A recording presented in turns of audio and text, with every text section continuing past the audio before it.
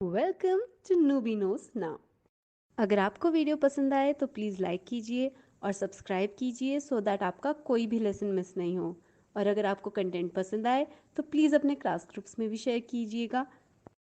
तो बच्चों चलिए आज का लेसन शुरू करते हैं। हमारा आज का लेसन है the ant and the cricket के बारे में। ये एक पोएम है और इसमें हमारा हीरो बनेगा एक क्रिकेट मतलब एक झिंगुर। अ सिली यंग क्रिकेट यानी एक बेवकूफ़ जवान झिंगुर अकस्टम्ड टू सिंग जिसको गाना गाने की आदत थी। अकस्टम्ड मतलब आदत होना और सिंग मतलब गाना। गुजरते गर्म धूपी महीनों में through the warm Sunny months of. अब ये कह रहे हैं कि ये तब गाना गाता था जब गर्मियाँ होती थी। खुशहाल गर्मियों में और वसंत के मौसम में। गे समर एंड स्प्रिंग। गे का मतलब यहाँ पर है खुश। समर यानी समर सीजन जो कि गर्मियाँ होती हैं। एंड स्प्रिंग, स्प्रिंग मतलब वसंत का मौसम। अब ये जो हमारा हीरो है, ये हमारा झिंगुर, वो शिकायत करने लगता है। He began to complain when he found that at home. जब उसने पाया कि घर पर उसकी अलमारी हिज कबर्ड वॉज एम्प्टी, वो खाली थी।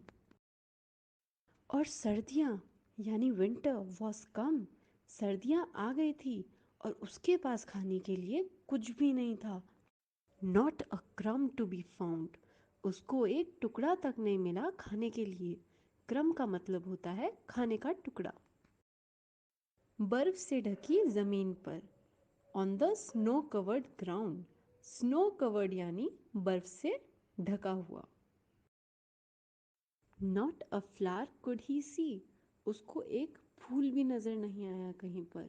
वह भटक रहा था ताकि वो कुछ भी खाने के लिए ढूंढ सके।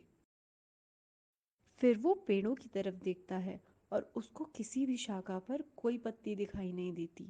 Not a leaf on a tree, किसी भी शाखा पर कोई पत्ती नहीं थी क्योंकि इस टाइम पे ये सर्दियों का मौसम था। Oh what will become says the cricket of me. झिंगुर बहुत ही परेशान होकर बोलता है कि ओह अब मेरा क्या होगा। वो झिंगुर खाने के लिए इधर उधर हर जगह भटकता है लेकिन उसको खाने के लिए कहीं पे भी कुछ नहीं मिलता। अंत में भूख और अकाल ने उसको हिम्मती बना दिया। At last by starvation and famine made bold. Famine मतलब अकाल और स्टावेशन यानी भूखमरी।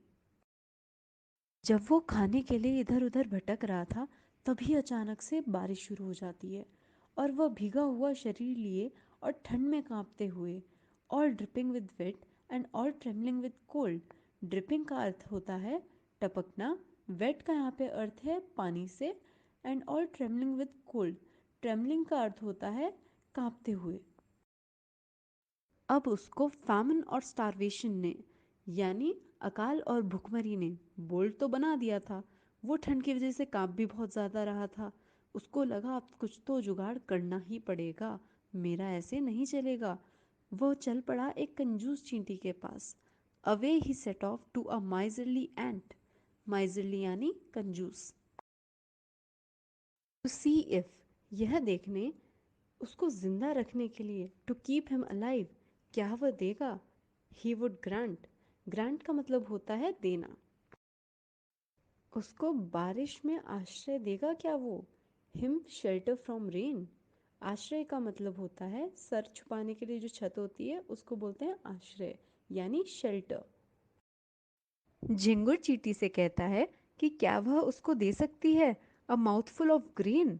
माउथफुल का अर्थ होता है एक बारी में जितना चबाया जा सके और ग्रेन का अर्थ होता है अनाज। वह झिंगुर चींटी से अनाज मांग रहा होता है। अच्छा यहाँ पर चींटी जो है हम हिंदी में कहते हैं कि स्त्रीलिंग है, लेकिन इंग्लिश में हमारी पोयम में वो जो चींटी है वो एक पुरुष है, वो एक मेल है। वो कहता है कि वो सिर्फ उधार मांगना चाहता था। He wished only to borrow. Borrow का मतलब होता है उधार मांगना। वह उसको अगले दिन वापस कर देगा। He would repay it tomorrow. Repay का अर्थ होता है वापस करना, वरना वह भूख से दुखी होकर मर जाएगा। He would die of starvation and sorrow. Sorrow यानी दुख और स्टारवेशन यानी भूखमरी। Says the ant to the cricket, I am your servant and friend. चींटी कहती है झिंगुर से, मैं तुम्हारी सेवा में हाजिर हूँ और तुम्हारा दोस्त हूँ। सर्वेंट का अर्थ होता है सेवक।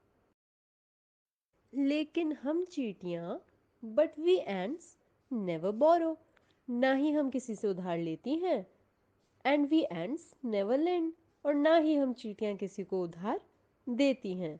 बोरो का मतलब होता है उधार मांगना, और लेंड करने का मतलब होता है उधार देना। But tell me dear cricket, लेकिन मुझे बताओ प्रिय झिंगुर, क्या तुमने कुछ भी नहीं संभाला? Did you lay nothing by when the weather was warm? जब मौसम गर्म था। तो चींटी झिंगुर से पूछती है कि क्या तुमने कुछ भी नहीं संभाला? टू ले समथिंग बाय का मतलब होता है मतलब कुछ संभालना। तो चींटी उससे पूछती है कि क्या तुमने कुछ भी नहीं संभाला जब मौसम गर्म था? When the weather was warm.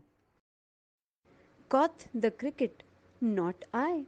झिंगुर कहता है, मैंने नहीं। कॉथ का मतलब होता है कहना। My heart was so light, मेरा दिल इतना हल्का था। That I sang day and night, कि मैंने तो दिन और रात गाना गाया। तो झिंगुर चींटी को कहता है कि उस वक्त तो गर्मियों में मैंने सिर्फ गाना गाया। फॉर ऑल नेचर लुक्ड गे, सारी प्रकृति खुश लग रही थी। तो झिंगुर चींटी को समझाता है कि वो क्यों गाना गा रहा था, क्योंकि उसको सारी प्रकृति खुश लग रही थी, उसको अपने आसपास सब कुछ अच्छा अच्छा लग रहा था, इसलिए उसको लगा ही नहीं कि उसको काम करने की ज़रूरत भी है। यू सैंग सर, आपने गाया श्रीमान। यू से, आप कह रहे हैं।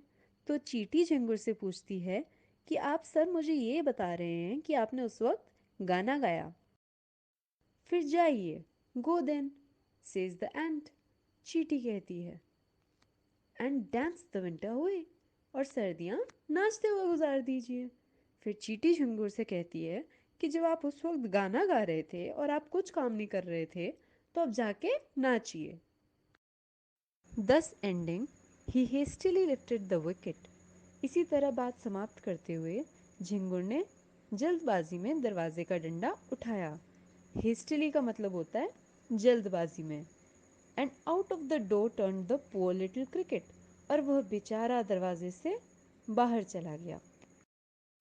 फोक्स कॉल दिस फेबल, लोग इसको कथा कहते हैं। फेबल का अर्थ होता है कथा, ऐसी कथा जिसमें जानवर और इंसेक्ट्स वगैरह को लेकर एक स्टोरी बनाई जाती है, इसको फेबल बोलते हैं। आई वॉरंट इट ट्रू, पर मैं गारंटी ले सकता हूँ। ये वाक्य किसका है? ये वाक्य है लेखक का। सम क्रिकेट्स हैव फोर लेग्स, कुछ झिंगुरों के चार पैर होते हैं। एंड सम हैव टू, और कुछ के दो। तो लेखक यहाँ पर ये कहना चाहते हैं कि दो पैर वाले झिंगुर कौन होते हैं? वो लोग जो झिंगुर की ही तरह जब अच्छा मौसम होता है, सब कुछ अच्छा अच्छा चल रहा होता है, तब तब वो उनको मेहनत बिल्कुल नहीं करनी होती। और जब फिर समय निकल जाता है, फिर वो पछताते हैं झिंगुर की तरह, क्योंकि ना उन्होंने कुछ बचाया होता है, ना उन्होंने कुछ मेहनत की होती है। तो बच्चों, अगर आपको लेसन पसंद आया हो तो प्लीज़ लाइक, सब्सक्राइब और शेयर कीजिएगा अपने क्लास ग्रुप्स में और अपने टीचर्स के साथ। और अगर आपको कोई भी स्पेसिफिक टॉपिक की वीडियो चाहिए हो तो प्लीज़ कमेंट बॉक्स में मेंशन कीजिएगा।